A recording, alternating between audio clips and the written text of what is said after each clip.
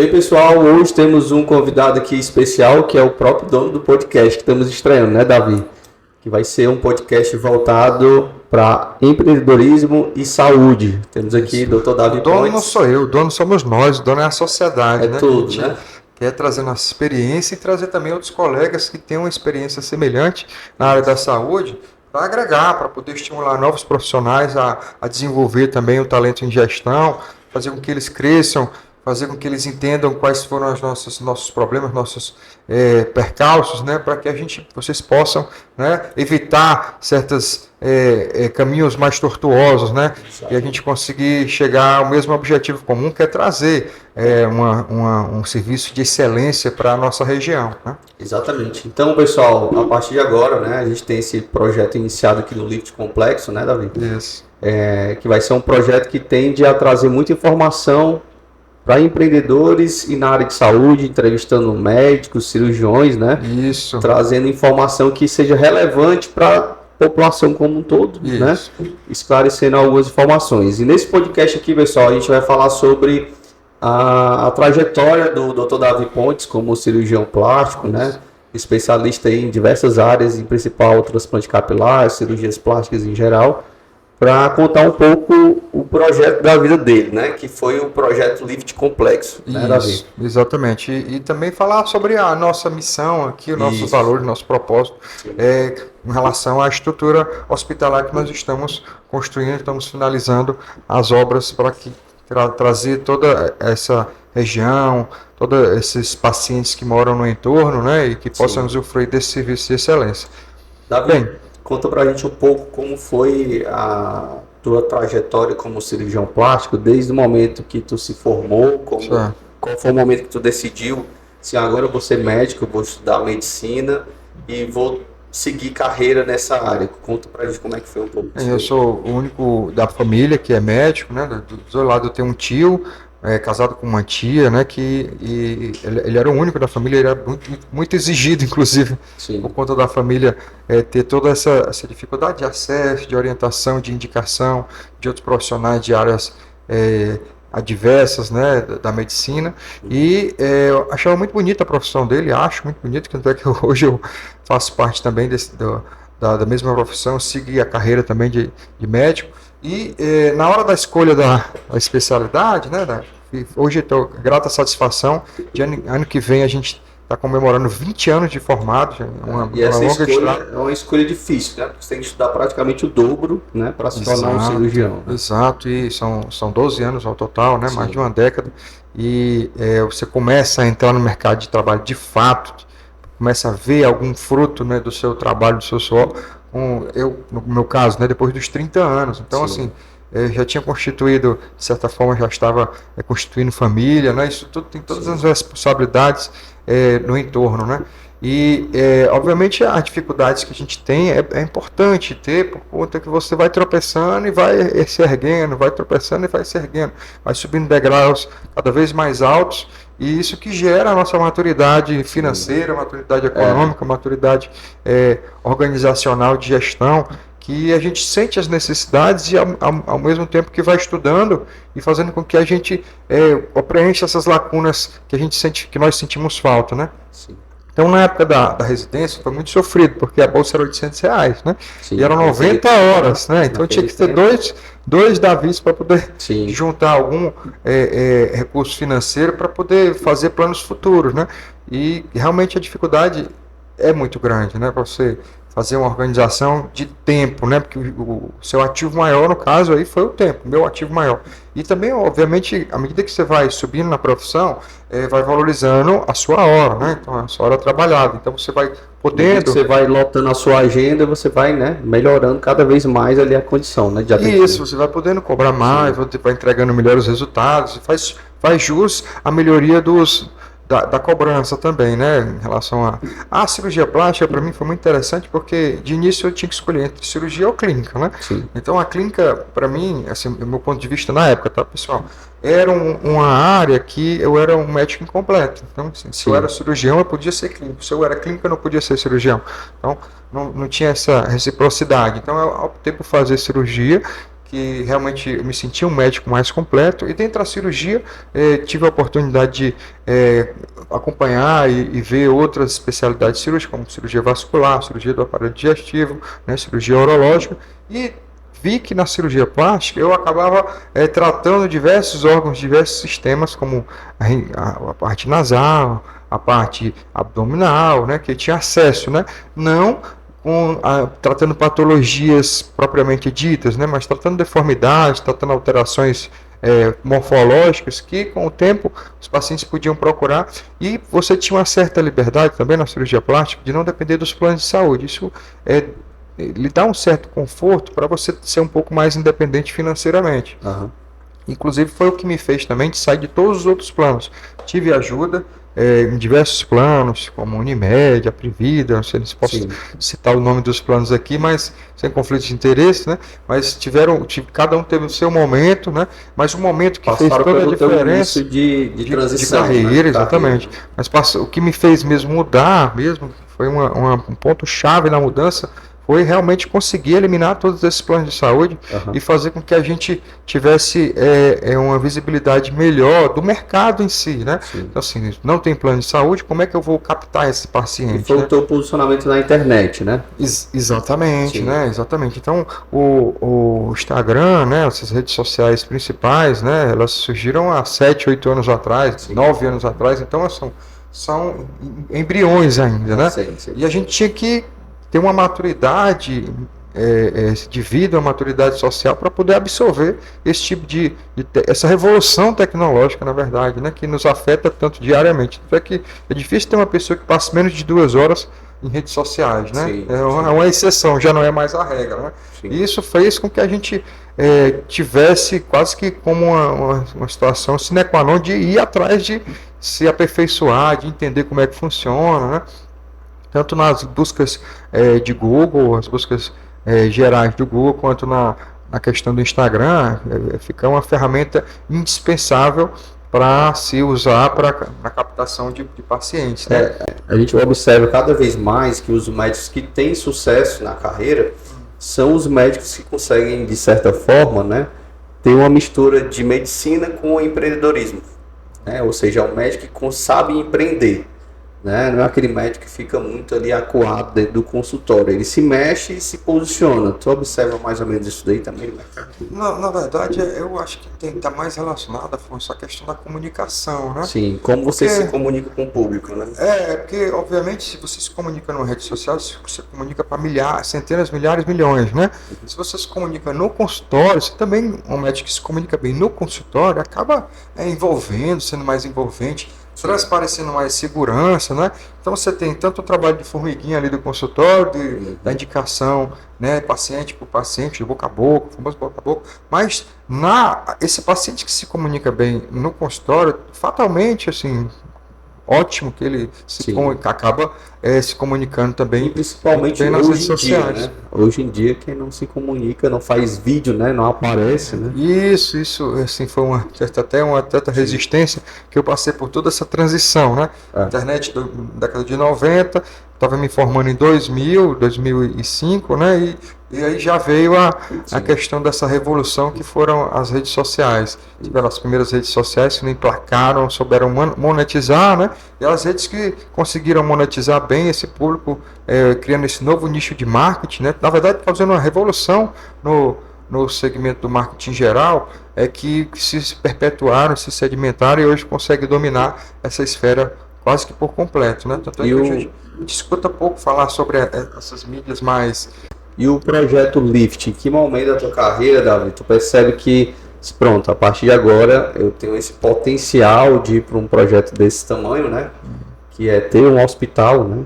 Eu me lembro lá atrás que tu falou uma vez, acho que foi uma das primeiras vezes que a gente conversou, assim, olha, meu sonho um dia é ter um hospital, né? Esse momento foi interessante porque minha vida inteira eu sou muito... ligado à questão de saber onde é que eu estou pisando, né? Devido à dificuldade, saber de onde é que vem o valor do trabalho, né? remuneração financeira do trabalho, eu sempre valorizei isso porque você sempre pensei no futuro, né? Tem gente que é muito imediatista e pensa só no amanhã, né? Eu sempre fiz meus planejamentos para 5, 10, 20 anos, né? E isso fez com que eu conseguisse, de certa forma, me organizar. Então, eu sempre calculei o retorno, o ROI, né? Que até então eu não conhecia essa sigla, né, que é o Return Over Investment, que é que tudo que você for comprar, tudo que investe tem que ter um retorno, né? Tudo que você for comprar, você tem que pensar, nada é para sempre, né? Sim. Se for comprar, você tem que ver, tudo é alugado, né? Tudo é alugado. A gente está aqui passando uma temporada, né? Exatamente. Essa temporada pode ser confortável ou pode ser... A nossa própria vida é alugada, né? Exatamente. A gente está aqui ocupando um espaço por um tempo. Então a gente tem, quem tem essa consciência, do meu ponto de vista, tá? Você acaba ficando muito livre, muito independente, mas você acaba também se programando, se policiando para não comprar nada que você não saiba que tem liquidez. Sim. Então, se você tem, seja isso para um carro, né, seja isso, tanto é que eu vivi de aluguel a vida inteira, né? Porque eu sabia que o investimento que eu pagaria de taxa de juros sobre qualquer financiamento, independente de da Selic ser alta, Selic ser baixa. Desculpa, estou mudando até a esfera, mas eu acho que tem tudo a ver com o que a gente vai conversar. Total. Mas a questão financeira é fundamental. Tudo que eu vou comprar, tudo que eu for ensinamentos maternos e paternos. É número. Tudo vai comprar, é número, tudo é número. Você pedir ali um desconto, você pedir para parcelar, você pedir sempre o que for. Se não desse desconto, eu não compraria, né? Sim. Claro que meus pacientes não estejam vendo isso. Olha só. Vamos acabar pedindo desconto, né?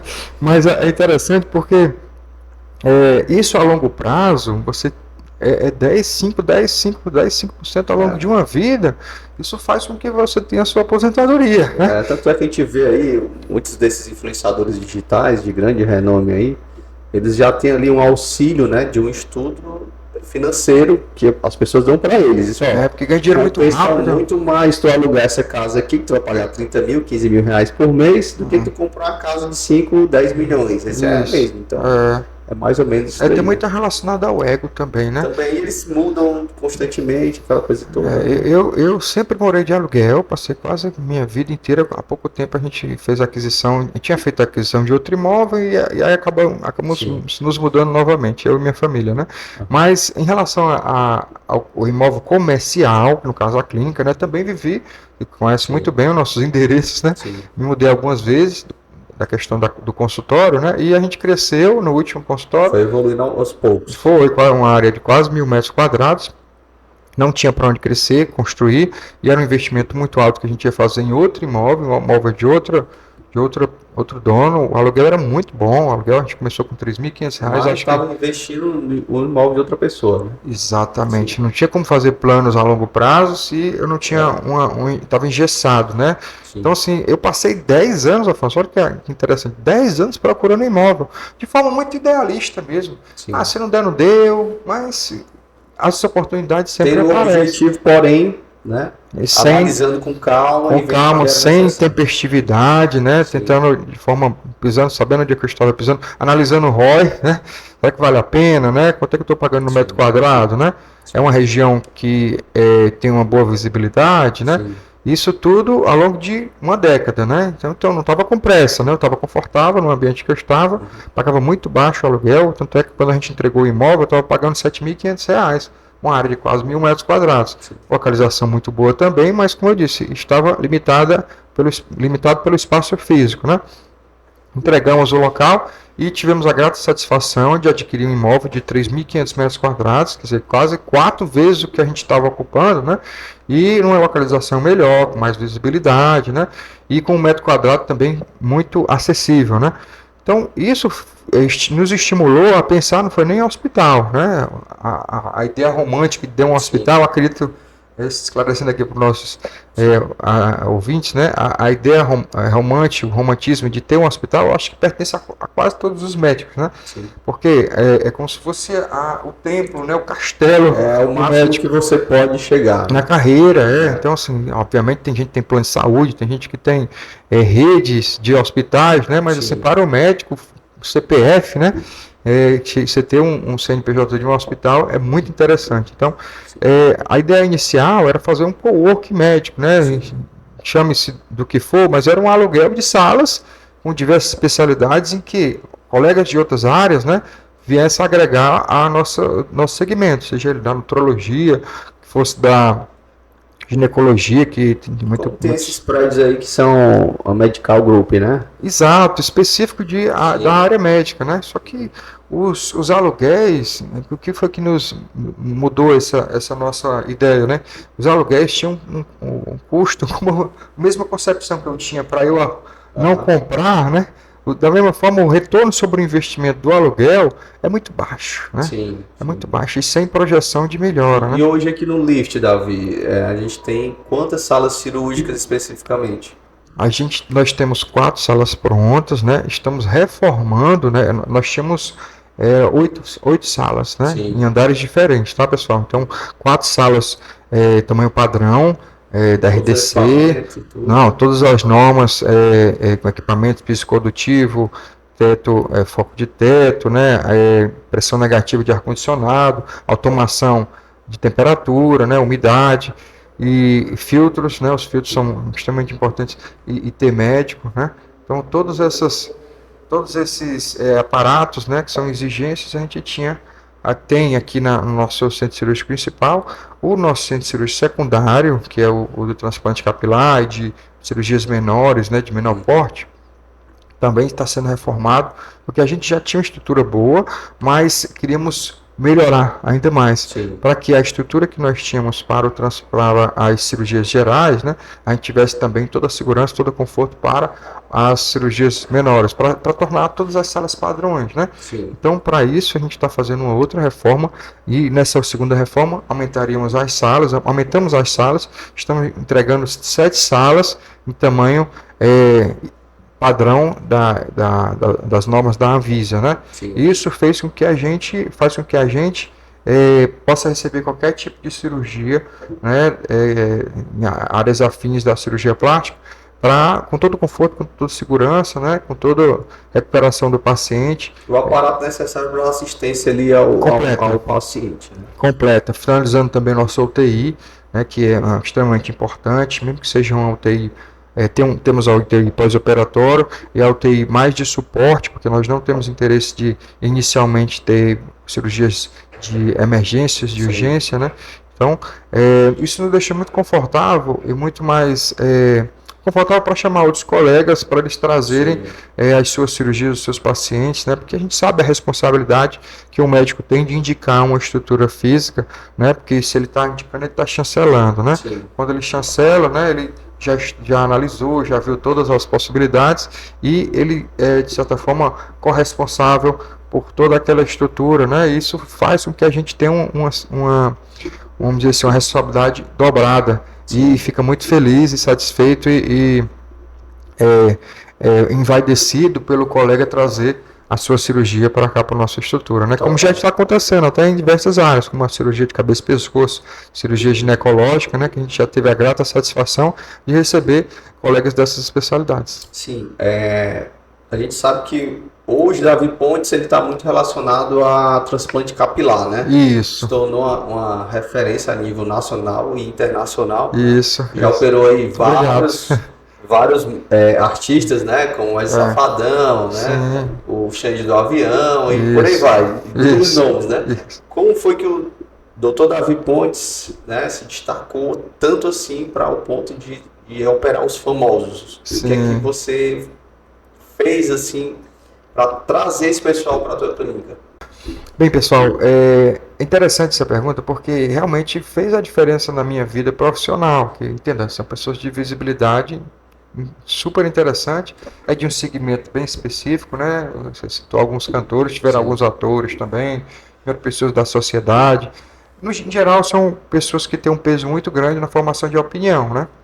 Eles meio que também indicam um para o outro e vai acontecendo, né? Vira com uma indicação de referência. Sim. Poxa, fiz em mim, nunca vou esquecer, né? Sim. Mais ou menos o sentido é esse. Você opera uma pessoa, independente de ser famosa ou não, a pessoa vai dizer, poxa vida, eu gostei do resultado, né? É uma pessoa que eu confio, né? De certa forma, tem uma responsabilidade da indicação, que a gente acabou de conversar em relação aos médicos trazerem para cá os seus pacientes. Também tem a responsabilidade da indicação do paciente que está satisfeito, né? Então ele acaba indicando também. E é interessante que isso, Afonso, eu acho que depende muito mais de um trabalho de formiguinha, de sedimentação mesmo, de personalidade, de atitude, né? De constância, de realmente de atendimento do paciente. Então é interessante que você é um trabalho de personalidade, né? Tem muito paciente que diz assim, poxa, doutor, eu fui com um colega que ele mal olhou nos meus olhos, né? Mal me escutou, né? Então assim, passava mais tempo distraído com o celular, com o computador, né? Parecia que ele queria que passasse logo a consulta. Então assim, realmente você tem que gostar, tem que se envolver com o problema da outra pessoa, você tem que se comprometer de entregar o resultado. Então assim, se você está pensando só no view mental, né? Você está pensando só no tempo, que a consulta tem que acabar logo, né? Então, se você não vai entregar um bom resultado... Ele percebe, né? Quando o médico está disponível ali para atender ele... Quando você está preocupado com o seu problema, né? Você tem que estar preocupado com o problema. Se você não gosta, você não está preocupado com o problema. Você tem que passe logo para você fazer algum hobby ou o que quer que seja, né? Então, assim, vocês têm que estar envolvidos, que aquele ali é um problema. Se a pessoa chegou para você, aquele problema é um problema sério. Olha, podia estar consultando com outro profissional, ou ele podia estar em outro ambiente, ou ele podia estar tratando pelo Dr. Google, né? Sim. E ele não, ele quer ali, ele dedicou um tempo para você e fez um investimento para que você assistisse o problema dele. Né? Então, assim, é muito importante aquele momento, né? Talvez, eu acho que talvez ali marque, né, para o paciente que você realmente é um bom ou um mau profissional. Então, assim, é um momento único do paciente. Você não pode estar preocupado com nada. O paciente ele tem um poder de decisão muito, muito forte, né? Ou seja, ele vai na rede social, ele olha ali o médico, vê as referências dele, quem são os pacientes, quais são os resultados que hoje em dia se pode, né? O CRM já permite você divulgar os resultados dos pacientes. Isso. E antes de ele ir para a clínica, ele já escolheu um médico, né? Então ele não pode se decepcionar na hora que ele está sendo atendido ali. Não. E a classe médica, eu acho, sabe, Afonso, tem uma responsabilidade tão grande de ser um norte para todo o setor da saúde, vamos dizer assim, né? Para todos os profissionais da saúde. Por quê? Porque ela, de certa forma, é uma referência ainda, né? Sim. Então, assim, o médico que não trata bem o seu paciente, ele abre mão, abre um espaço, abre uma lacuna para que outros, tanto os profissionais ou não médicos, ou médicos, né? Acabem tomando aquele espaço que muitas vezes o paciente, talvez o problema dele não seja nem orgânico, ele só quer um momento para discutir sobre algum problema que talvez não seja nem medicamentoso, talvez seja só uma orientação, né? Sim. E ele pode encontrar em outro profissional, pode encontrar em outro profissional. Mas se ele procurou um médico, ele quer inicialmente... atenção, né? Atenção, exatamente, atenção. Então, é primordial. Então a responsabilidade do médico, da classe médica, é muito importante nesse sentido, de que realmente gostar do que faz, né? E realmente se dedicar naquele momento aquela situação para o paciente, para o problema dele. E hoje, o Lift Complexo aqui, né, que está agora com esse novo podcast, né, forçando aqui, né, Davi? Sim.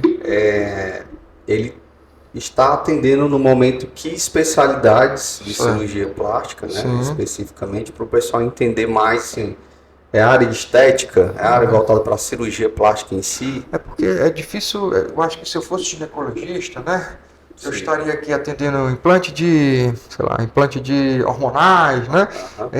Parte de ginecologia estética, talvez, né? Sim. A parte de talvez tivesse um obstetra aqui fazendo acompanhamento pré-natal. Né? Eu acho que, como é o meu DNA da cirurgia plástica, eu acho que naturalmente eu... Acabou, né? Não que vai ser sempre na área estética. A gente conversou até antes que minha área realmente, 90% dos pacientes, 80%, está muito relacionado ao transplante capilar. Às vezes, quando eu faço uma autoplastia associada ao transplante capilar, rinoplastia associada ao transplante capilar, face associado, pálpebras, que é muito comum, associado ao transplante capilar, né? Lifting com gordura associado ao transplante. Né? Então, realmente está muito associado ao transplante, porque eu trabalhei ao longo de muitos anos, né? Obviamente, a gente tem muita paciente operada, né? Sim. E o nosso intuito é que, com o fato de nós termos hoje um hospital com a capacidade de entrega de 190 turnos de cirurgia, certo? Por mês, com a capacidade, né? Com vaga para guardar carro, né? Quase um hospital aqui em Fortaleza tem, né? É um detalhe importante, né? Deixa de ser um conforto, mas são muitos turnos de cirurgia livres, né? Eu estou falando nem de noite nem de final de semana, tá? São 180, 190 turnos mês Então, a capacidade de atendimento muito grande, né? E a gente quer que realmente isso seja preenchido com profissionais que tenham know-how, né? Que abracem a causa. Qual é a causa? Qual é a nossa missão, né? Quais são os nossos valores, nosso propósito? A gente tem o interesse, o intuito, a missão de trazer um conforto para o paciente, coisa que a gente não encontra na maioria dos hospitais, né? A maioria dos hospitais hoje ele tem uma emergência que não separa se é eletivo, se é urgência, se é emergência. Fica no meio da confusão lá. Você está aqui, o paciente está tossindo e ele está esperando para ser atendido pela emergência da urgência. Né? O paciente está com uma crise alérgica, que seja, ou então uma infecção respiratória, um IVAS, e está tossindo aqui e do lado tem uma paciente para ser internada. Com outro problema, né? Ou então uma cirurgia estética mesmo, né? Ela vai fazer a cirurgia e vai gripar logo em seguida, então não tem o menor sentido. Fora a questão física mesmo, você está sentado numa cadeira de plástico, com todo desconforto, às vezes você faz investimento alto, sei lá, 30, 40, 50 mil, para fazer um procedimento cirúrgico, né? Você tem um mínimo de conforto, aquele é o seu momento, né? Você passou a vida inteira se programando, ou então na última 5 anos, a última década, se programando para fazer aquela cirurgia. Tem que ter todo um ambiente, né? Os quartos aqui, né, Davi, são quartos de hotel 5 estrelas. Né? São quartos bem confortáveis. Tem questão de tamanho, né? A questão do conforto também, para você trazer um parente. Hoje, tem muitos hospitais que estão reduzindo. Daqui a pouco, você entra no banheiro, já sai, já cai dentro da cama, né? A tendência da maioria dos hospitais que trabalham com plano de saúde é reduzir pelo conta do fluxo, né? Tem que ter um fluxo grande para poder manter as portas abertas, né? A gente está no contrafluxo. A gente quer fazer exatamente o particular, né? Não só o particular, mas a gente quer conforto, né? A gente quer que o paciente se sinta confortável. E eu sempre tive uma dor muito grande, eu sou meio bairrista, meio provinciano, mas de escutar o paciente dizer assim, eu fui na São Paulo, fui no Einstein, fui no Sírio, obviamente guardar as proporções, né? Para fazer todos os meus exames. Por que não fez aqui em Fortaleza? Sim. Mas eu entendo a dor do paciente. O paciente não quer passar um mês rodando em várias clínicas para fazer um check-up, né? Sim. Onde você não encontra em Fortaleza, pelo menos eu desconheço. Desculpa se já existe e falta de conhecimento meu, mas você fazer uma endoscopia, uma colonoscopia, ir no dermato, ir num clínico e fazer um exame laboratorial, fazer uma tomografia, isso em um final de semana, né?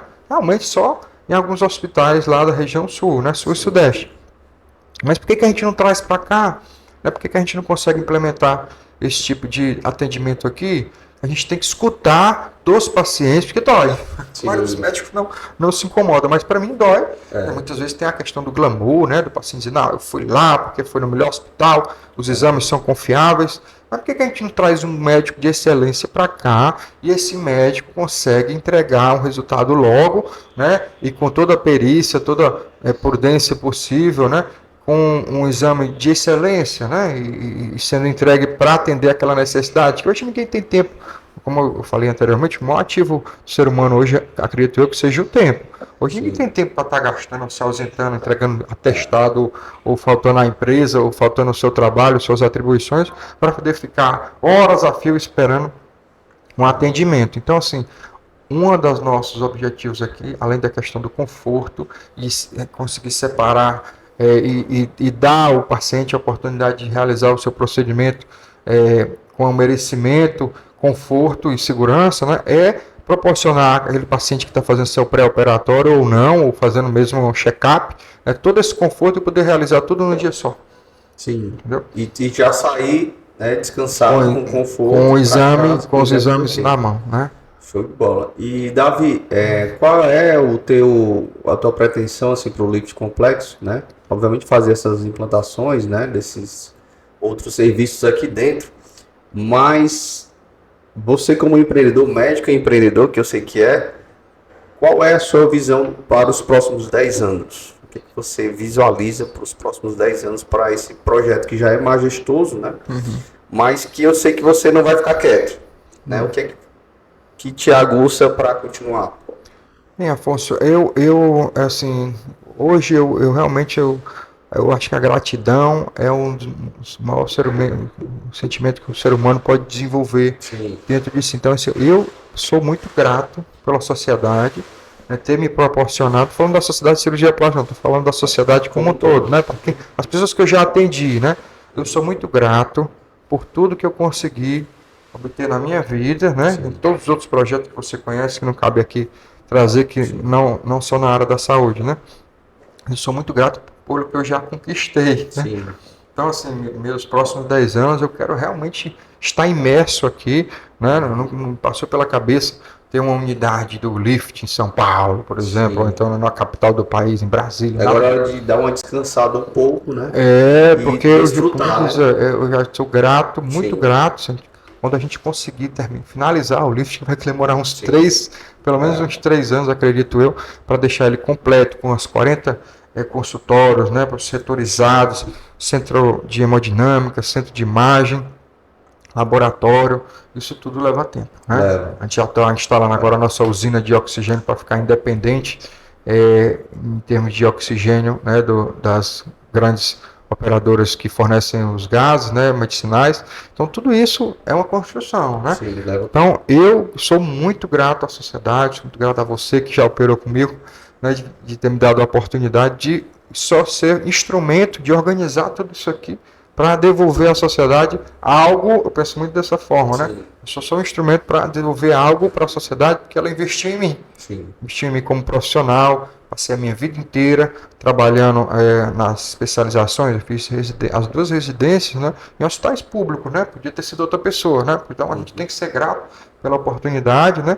E tentar de alguma forma devolver à sociedade, na forma de um instrumento como esse aqui, desse aparato de equipamento, né? Uma forma de retribuição para ela ter acesso à informação, né? E à medicina de qualidade. Show de bola. Bem, pessoal, é isso. Davi Pontes por aqui. Os próximos podcasts vai ser ele entrevistando alguém, né, Davi? Exatamente. De vez em quando vai aparecer por aqui, mas ele é que vai ser o entrevistador nos próximos episódios de personalidades, médicos e etc. que vão fazer parte aqui. Hoje ele foi entrevistado porque esse foi o primeiro, né? Número 1, pessoal. Tiveram muitos. E é isso daí, pessoal. Beleza? Grande abraço a todos. Um abraço a todos. Valeu. Agradeço a audiência. É isso daí. Valeu.